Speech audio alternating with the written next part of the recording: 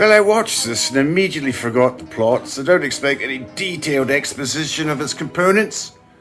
First of all, I'm assuming it was subtitled Brave New World in reference to the famous book where the general population is kept in a semi-narcoleptic stupor by the sedating pabulum foisted on it by corrupt ruling class. As a knowing nod to the entertainment business in general and superhero movies in particular. Or maybe just use impressive, inspiring words like Brave New World to trick the gullible masses into thinking this route done by the book Long John Opera would in some way offer a glint of sunshine into the bleak, dull, and pitiful miasma of their worthless existence. Either way, it's pretty much intellectual property landfill. Harrison Ford has wheeled out his only recognizable name. He was probably paid by the kilo in medicinal marijuana to convince him to appear in this pot boiler, although he's so old that marijuana would ironically probably actually have a medicinal effect by now. He has the same grumpy, stoic persona that he's used to last in every moving picture he's ever acted in. The one that makes Jason Statham's acting style look like a one-man Brazilian gay pride parade in comparative effusiveness. I would love to see a film starring Harrison Ford that doesn't put him in a difficult situation that he has to extricate himself from. Perhaps an hour and a half of him sitting by the pool drinking cocktails and playing Snake on his old Nokia phone. Who knows, maybe the semblance of the tiniest smiles would almost break out on his face. You never know. Of course, it's not going to happen. 10 minutes into the film, a Russian terrorist would show up and urinate in his Mai Tai and throw the Nokia into the pool where it would continue to work perfectly. Brilliant things, Nokias.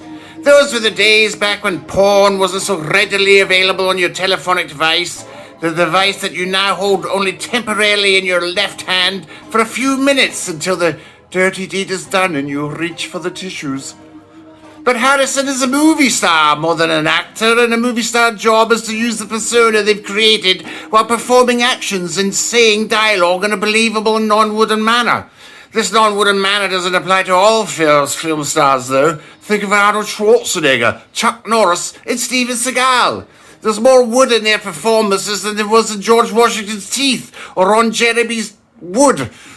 In the end, though, their lack of talent is acceptable because if we're being fair, why shouldn't people with learning difficulties also get to have a movie star they can relate to? As for the rest of the cast, they're pretty bland. The chap playing Captain America certainly doesn't give off any superhero vibes, to use a phrase employed by younger folks in the 70s and 80s. He looks more like a responsible manager of a KFC or a journalist for a failing news website or a movie review Substack that no one reads. Maybe it's just down to his physiognomy that he feels lacking in the superhero department, and I can safely say this with impunity, as I too am in possession of a weak chin. Superheroes are supposed to have chiseled lantern jaws with a cleft so large it looks like a buttock crack. That's how they were envisioned by the original, probably deeply closeted, comic book artists back in the 40s and 50s. A chin that would make a doorman at a Cro-Magnon nightclub proud. He also doesn't have any of the same superpowers as the previous Captain America either, which is telling.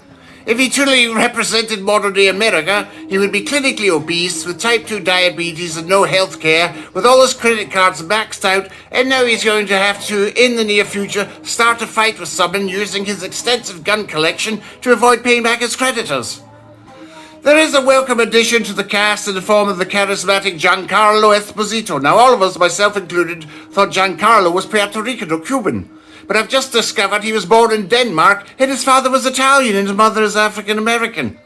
He's mostly been cast as Puerto Rican or Cuban characters because, let's be honest, most casting directors haven't a clue about the difference between Giancarlo and Juan Carlos, or any other European monarch for that matter.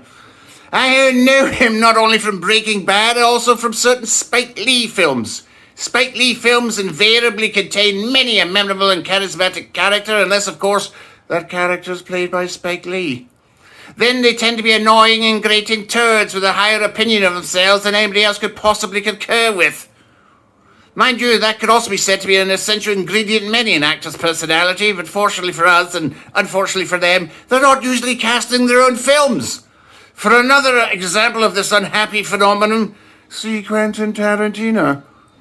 Liv Tyler plays Betty Ross, the daughter of Harrison Ford's character. Liv is the only daughter of Babe Buell, a model singer and former Playboy playmate, Miss November 1974, and Steven Tyler, the lead singer of Aerosmith, the rock star who is famous for festooning himself in scarves, screaming, twirling, and doing the splits, all whilst on heroin. They were estranged for many years, but Steven has turned out to be a wonderfully eccentric substitute grandmother to Liv. And now that Babe is coming up for her 72nd birthday in a fitting career circle, she's been booked to appear nude in another adult magazine. But this one is aimed more at an audience that has very different predilections to what they seek from a glamour model. Put it this way, Wayne Rooney and Emmanuel Macron are subscribers. One of the few plot elements I can remember is that Harrison Ford, who plays US President Thaddeus Ross, is the victim of an assassination attempt. It's never really made clear why, though. Perhaps he's one of the few people in Washington, D.C. who wouldn't spend all major holidays and most of their paid leave during the calendar year worshipping in that famous temple on Jeffrey Epstein's island.